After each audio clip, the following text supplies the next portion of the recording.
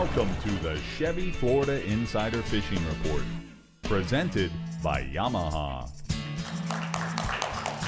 Hello and welcome to the Chevy Florida Insider Fishing Report. I'm Lauren Bolander with Captain Rick Murphy. As always, we want to say hi over at Dave Farrell at the workbench. Hey, Dave. Hello. Dave, what are you doing, Dave? We're going to be talking about Dolphin tonight, right? Yeah, I know all about Dolphin. I can crush this subject. This is something I know about. You can crush this subject. That's Something right. We I do know have about. another great show, and it is all about Dolphin. How do you feel about the Dolphin? Well, you know, Lauren, I love Dolphin, and the reason why, certainly it's a great table food, but more importantly, you know, they come in a variety of different sizes. If we take a look at some of the pictures that our loyal viewers are sending in, Richard DeLeon from Miami, I'm going to tell you, Richard has really stepped it up. He's doing some great photos for us. He sends in photos almost every week. I appreciate your hard effort. This was a photo that a buddy of his, John Nice, caught while fishing with Richard. And then the next one is Tobias Woolwine. And the thing that's really great about this from Pensacola is that they catch them, you know, throughout the whole state, but they jump. And when you catch a big one, they jump all over the place. And then the next photo, again, you can see this is a bull dolphin. You can tell that square head. This is sent in by Joey Meisner of Bradenton, Florida, and a picture of a big bull dolphin jumping in. And that's what you remember when you catch a big dolphin, Lauren, is the fact that they're good to eat and they leave you with an impression, you know? They jump right out at you. They do. They jump right at you. Kind of like your pink shirt that Guy Kinda Harvey like this sent pink you. shirt. I know it. I know it. I like it. All right, well, you know what? The Captain Harry's Fishing Supply Southeast region is where Captain Jimbo Thomas is. And Jimbo, it sounds like we are just shy of high dolphin season where you are. Is that true? That's true, Rick and Lauren? Well, unfortunately, we really haven't been catching a lot of dolphin. They really haven't taken off yet. The few that we have been catching have been along the edge, but that's also where we've been doing the most fishing. Now, we do catch dolphin year-round, but generally towards the end of May, which is right now, is when we start catching the most of them, or start catching them in good numbers at least, and with June and July being considered the peak of the dolphin season. Now, a dolphin's entire life consists of eating and avoiding being eaten, so where there's bait offshore, there's a good chance the dolphin are going to be around. Anything floating offshore like sargassum weed, boards, trees, etc., that's like an oasis out in the middle of that ocean desert. Small bait will hang around that floating debris for food and protection, and then the dolphin will hang around to eat the bait fish. That's why we're always talking about looking out for weed lines and debris. And then we're also on the lookout for bird activity when we're out dolphin fishing. And those birds are also trying to eat the same bait fish that the dolphin are after.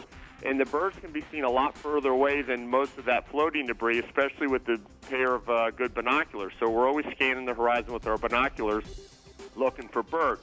I always say that catching dolphins is the easy part. Finding them is the hard part. You find the right weed line, right piece of debris, or flock of birds, and it can make the difference between a good or a bad day. Now, normally I like to fast troll small-sized lures and feathers while looking for the birds and the debris.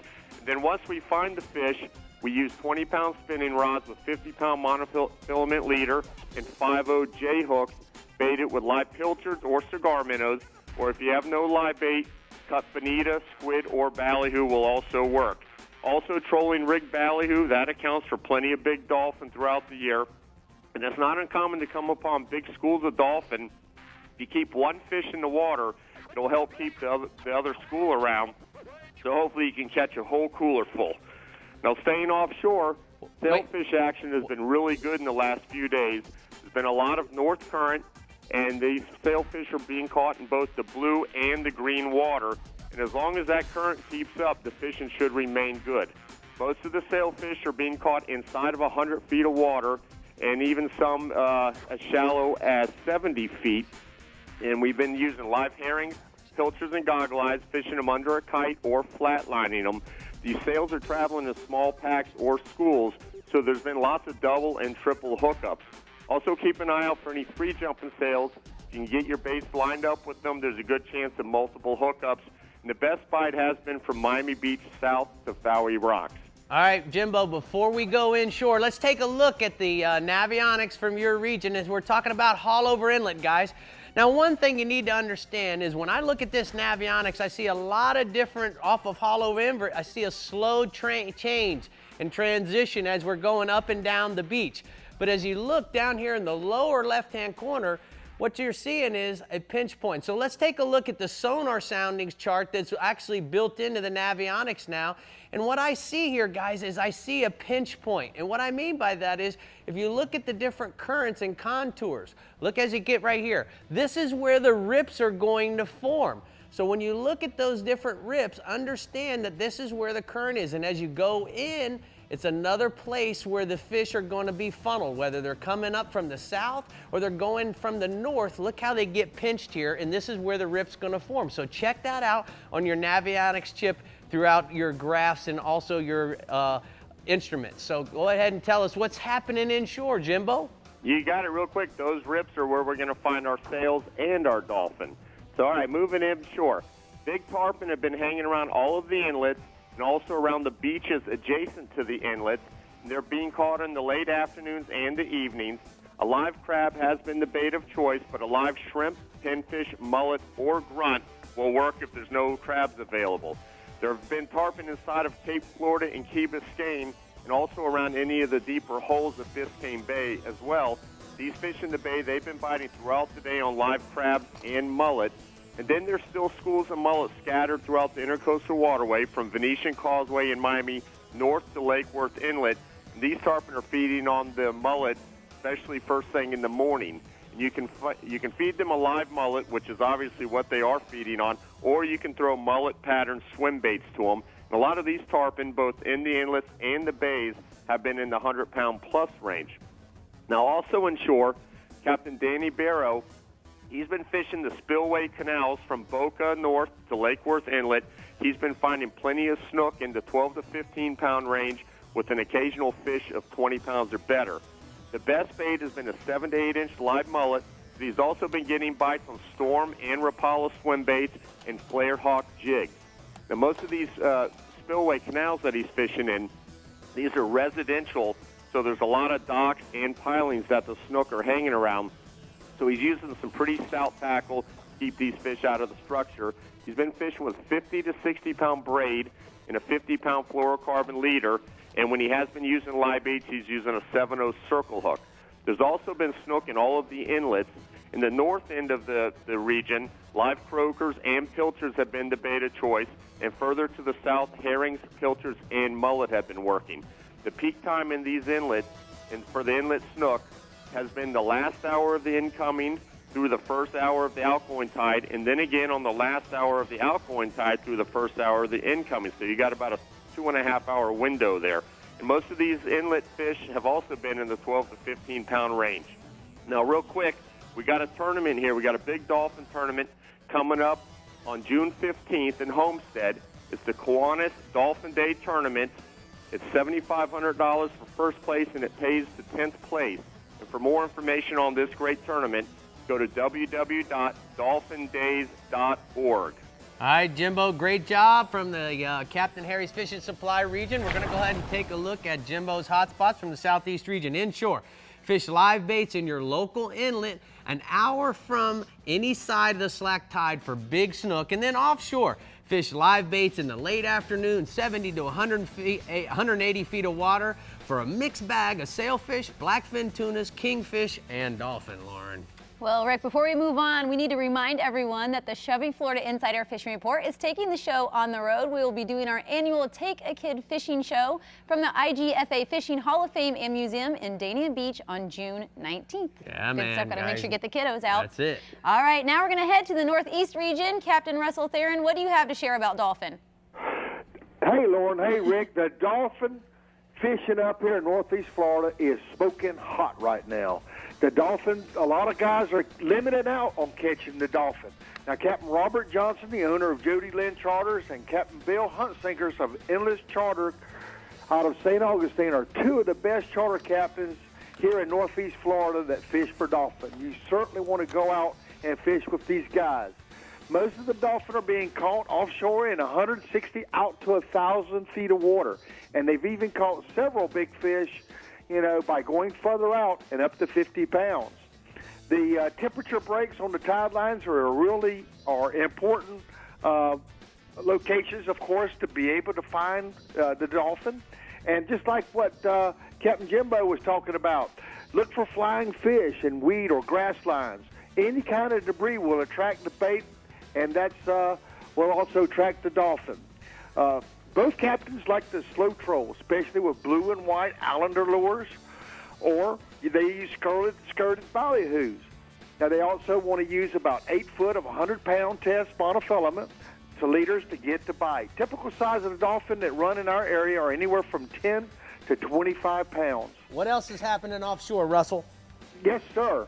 Well, we have so many great structures. We've got bridges, we've got airplanes, and there's all kinds of stuff that we have as far as bottom structure here east of Jacksonville that provides some great bottom fishing for gag grouper. What you want to do is maybe drop a buoy down as a mark the structure on the bottom. You want to be able to see which way the current, so that you're going to not only mark that spot, but you're going to be able to anchor or set up current to get over the structure, to be able to locate the groupers over the artificial reefs and wrecks, and live bottoms in 50 to 75 foot. Some of the best baits, Rick, are going to be Boston mackerel, Spanish sardines, and threadfin herring. The typical size of a gag grouper are going to run anywhere from 10 to 20 pounds. All right, let's go inshore, Bubba. Inshore, Rick, we've been having some really good spotted sea trout fishing. You know, especially this last week on some of the overcast days, the topwater bite has been insane. Sunny days have also produced some good fishing, especially at sunrise and sunset. Some of the best spots to target sea trout are on the shell bars with the eddies and some of the tide lines with clear water. Now, use a storm chug bug or in the mullet pattern, or cast a gold and black Rapala skitter walk. Now, what you want to do is fish that in maybe 2 to 4 foot of water with a slow retrieve. Now, remember, the sea trout, sometimes when they're striking at these top water plugs, are very clumsy. So don't set the hook until you feel the strike. Always play a big trout gently. Do not, pull on too hard, because you could tear his mouth a little bit and lose the fish of a lifetime. Typical trout run anywhere from 1 to 4 pounds. Now, also inshore, Rick, the red fishing has been very good along the ICW, especially during the shallow water staging areas where the redfish come in during the low tides. You want to look for shallow shell bars or sloughs along the grass lines, and the best time is about 2 hours before the dead low. Fish, to sight fish the redfish. During that low tide, I love using that 4-inch Trigger X Gray Ghost shrimp. Or if you want to use a bass assassin jerkbait and you want to rig it weedless with as little weight as possible, the fly fishermen are going to find that a blackened trouser will also work great too. On the flood and ebb tides at sunrise and sunset on the overcast days, throw topwater plugs like a Rapala skitter walk in the speckled trout pattern or with the orange bellies. Most of the typical size redfish, Rick, are going to run 3 to 7 pounds. And also, Rick, I'd like to share with you, last week they had a giant sale at the strike zone, a tent sale. And there were so many people there, I couldn't believe it. They were lined up down the street. Their line was so long, it had 2 zip codes. All right, Russell, great job. We'll talk to you next week. And I'm going to go ahead and get to the strike zone hotspots from the Northeast region. Inshore, Captain Russell said sea trout fishing has been really good at sunrise and sunset, or maybe even on those overcast days using topwater plugs. And then offshore, dolphin in 160 to 1,000 feet of water. Look for the temperature breaks in the mid-70s and the slow troll skirted ballyhoos, Lauren. Okay, guys, stay with us. On the other side of the break, we head to the Central West region with Captain Jeff Page, and we're going to let Dave take you off the deep end. Remember to check us out on our website, like us on Facebook, and follow us on Twitter at Chevy FIFR TV. There's much more to come on the Chevy Florida Insider Fishing Report. The Chevy Florida Insider Fishing Report is brought to you by the Florida Lottery, Yeti Coolers, wildly stronger, keep ice longer, best parts, best prices, Bennett Auto Supply, Captain Harry's Fishing Supply Company, Chevy, the IGFA, conservation through education, get your hands wet, and Olukai. Listen, this Chevy Silverado is not happy. It's not happy because it's not doing anything. Because it knows you have a to-do list with unchecked boxes. Because it was built to constantly be on the prowl to get more done. Patience is not the Silverado's virtue. Doing is.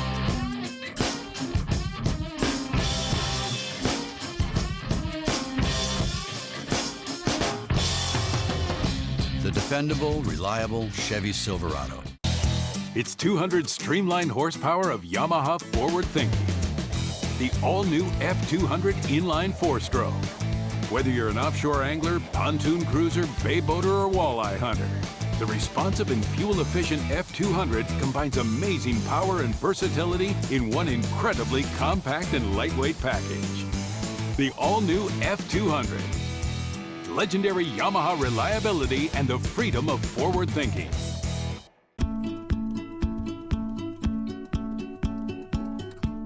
Imagine brighter futures,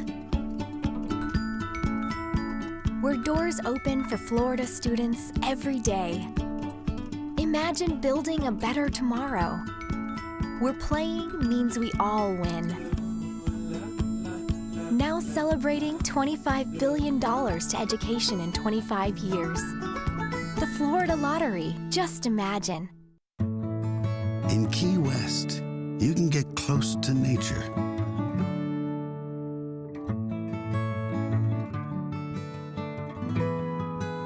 Close to history.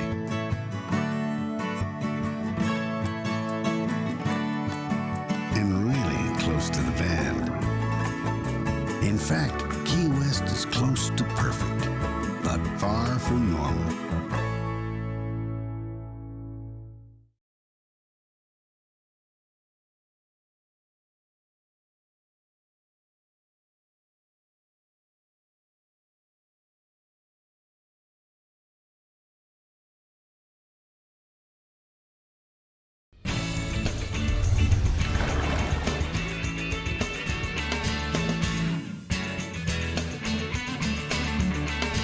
Hey, welcome back to the Chevy Florida Insider Fishing Report. And as you know, Dave, the Jägermeister workbench tonight has got a little scent to it, my man. Well, we got some ballyhoos out here. It's starting to stink a little. You know, Yep. we're talking about fishing for dolphin, and that's how I kind of grew up fishing. You know, when I was going fishing, I was going to fish for dolphin or wahoo. And so I know a little bit about catching the Well, dolphins. tell me about it. Well, first off, when we're chasing dolphin up where we live, we're using a ballyhoo, either a naked ballyhoo or dressed with, like he was saying earlier, one of these island lures. Doesn't matter what kind. I like the Sea Star. That's just the regular island lure. But I like the Sea Star as well. I've caught a lot of fish on it. But a plain naked ballyhoo works just as well. Now, what I've done here is what we use is a thing called a pin rig.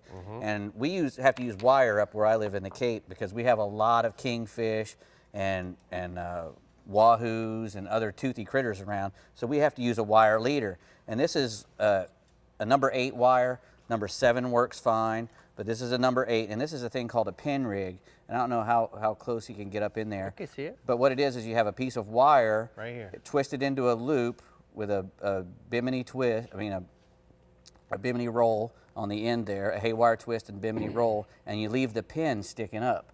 And what that pin does is it secures the ballyhoo Show me how to do it. to your hook. And this is an 8/0 needle eye. It's a little long, which you want to use when you're fishing with these things. What you do is you pull open his gill slit. Right. First off, actually, what you do is you want to measure to figure out where you want to come out, which is always a good idea first. Put the pin up where you're going to put the pin and hold your thumb down here where you think that sucker is going to come out. Right. And that's where you want to try to come out. So you Okay. hold your thumb there, open up the gill a little, slide the hook. We're going to cheat to that camera right there, Okay, Dave. we're All going right. to go through the gut there and come out right in the middle of the ballyhoo, right about where I had my thumb. Got it. All right. Great. Pull it down and pull on the hook end. Try not to push it down. If you pull on the hook end to get your pin in the right spot, and then you slide the pin up in and close the ballyhoo's mouth. So that goes through his nose. Through his mouth too. Got Go it. in the center. I want to go in the center. You better hurry up. You're going to run out of time. That's all right. And we then just- the I have a copper piece wire. of copper wire, and you just wrap it around that pin a couple times, and then down. Make sure your wire's down the center. So you don't break the bill off? Yes, you do. Oh, okay. You But do you break. make sure you wind it all up first. Get it where you want. Okay. And then pop it. Nice. That wasn't a very good one. But It's all right, Dave. For the sake of TV, I know you're rushed. there we go. Okay. And then Now, does this stay sticking up? You leave yes, that sticking up? yep, So the what do pin- you the do for pin- weeds? The pin stays up. The pin stays up, and what you do is you'll throw your island lure or whatever down your leader. All right. And that kind of keeps the weeds off. If you really want to worry about weeds, you want to put a real coney type lure head on there. All right. And so you can also make this with a weighted version and a mono leader. Correct. If you don't want to use the wire, which can affect your hookup at times, what you do is you use the same kind of thing, except you use a 130-pound mono, and you use some mono wire to make a loop and put your weight underneath the pin. See, I've crimped the pin in the same crimp that I used to crimp the hook onto the mono. And that's called a mono pin rig, and you put him on the same way, and that'll swim with the hook down and out, and when they eat it, hopefully he'll be on. You know what? This is so good that I'm going to change your schedule a little. Normally we're going to talk about new products, but we didn't get a chance to talk about all that stuff. So guys, you're going to have to, we're out of time, but when you come back for the new products a little bit later, we're going to talk about all these lures, and we'll talk about the new products in another week. Whatever you want to do. This is such good, valuable stuff, and everybody likes the dolphin fish. Great job. I wish we had more time. We could do a whole show on this, but Lauren, we got to keep moving, so where are we going next? That we do. We're going to go visit Captain Jeff Page in the Central West. Now, Captain Jeff, talk about the dolphin in your neck of the woods, would you? I will, but I have to first say I saw a picture of Dave Farrell in some kind of suit and tie. He looked like a funeral home director or something. All right, Paige, tell me about the dolphin. All right, this time of year, you guys, we get dolphins in that 120 to 140 feet of water range, which is, anywhere from 30, 40, 50 miles on out. And what we look for in the West Central region is what everybody looks for, weed lines, of course. But a lot of times you're not going to find a lot of weed over here like you do in the Atlantic side of Florida. So what we do is we look for rip lines in the current, and then, of course, birds. Once the zone is established, we like to troll smaller rattle jets at 5 to 7 miles an hour, always watching for birds and stuff in the meantime, and always having a live bait rod ready with a filtered on it to throw at any visiting bigger cows or bulls. Then, also, we like to have a lot of cut chunks of bait, be it thread fins, pilchards, whatever. Have that stuff all pre-cut in a bucket, ready to dole out. If you get along a weed line or a rip line that are holding a lot of schoolies, then you can keep those fish around the boat. Number one, also, don't be surprised if you pick up a couple of blackfins during this trip, and the action lasts throughout the summer. All right, let's go. What else you got for us offshore in the Central West region? I got to stay with them. The red grouper, that's our mainstay until June 1st when the red snapper opens. The red grouper bite is probably as good as ever. Captain Jason Skinny Shell reports that the red groupers have moved in a little bit. They're in that 80 feet range, 80 to 100, and they're over most hard bottom or breaks. Key's been what Chris always says, Jason says, look for bait stacks on your bottom machines. You find those bait stacks over any little break in the bottom, you're going to find red groupers. And cut sardines on a standard bottom rig are going to work. Average weight, 8 to 15 pounds. And like I said, don't forget the red snappers are getting ready to break wide open, and they have been a nuisance. I remember we filmed that show with Chris Seeger last year, and we were trying to catch groupers and scamps, and those red snappers wouldn't leave us alone. Remember that, Rick? I do, Jeffrey. And I also remember doing a tarpon show a few years ago. You got any tarpon on your region? Yes, we do. And look for them early along the beaches in big and small groups. I can't say there's always going to be just this big herd, but look for them early. The winds have been out of the east lately, so that beach has been really flat calm. Don't run too fast. Idle. Have your trolling motor down, and look for small groups. Have free-line crabs or pilchards or even thread fins ready to throw ahead of the school. The water, Rick, is gin clear right now because there's been no rain, so you're going to want to use as light a fluorocarbon as possible. I've been using 50. And with my 9.0 circle hook that I use, that light wire mustad, I haven't had any break-offs hardly because that circle hook's been hooking right on the outside of their mouth. I've been using 50 and getting more bites. For you fly guys, look for single fish in small groups of 5 or 6 up on top of the sandbars like Big Pass Bar Anna Maria Bar, or even down towards Gasparilla Pass or Stump Pass, look for those fish from 10 o'clock on during the day. Later in the day, like you always say, light of the sky, light of the fly, tan and white, green and white. And don't forget, our afternoon outgoing tides are going to start this week at Boca Pass and Egmont Pass. Bring your dip net, show up, dip your crabs, and get in the lineup and drift those crabs. Species 2, flounder. For some reason or another, a lot of flounder have moved into North Sarasota and South Tampa Bay, especially around the inshore artificial reefs, which are in the bay. A lot of them were made from Skyway debris and rubble from the 1981 Skyway tragedy. Don't forget that. And then you're going to find them hanging on the outer edges of the rubble. They're going to be buried up in the sand just outside of the reef balls or the Skyway rubble. Live shrimp on a split shot rig or the saltwater assassin sea shad in a darker pattern like the drunk monkey on a 1/4 ounce hookup jig head work real well.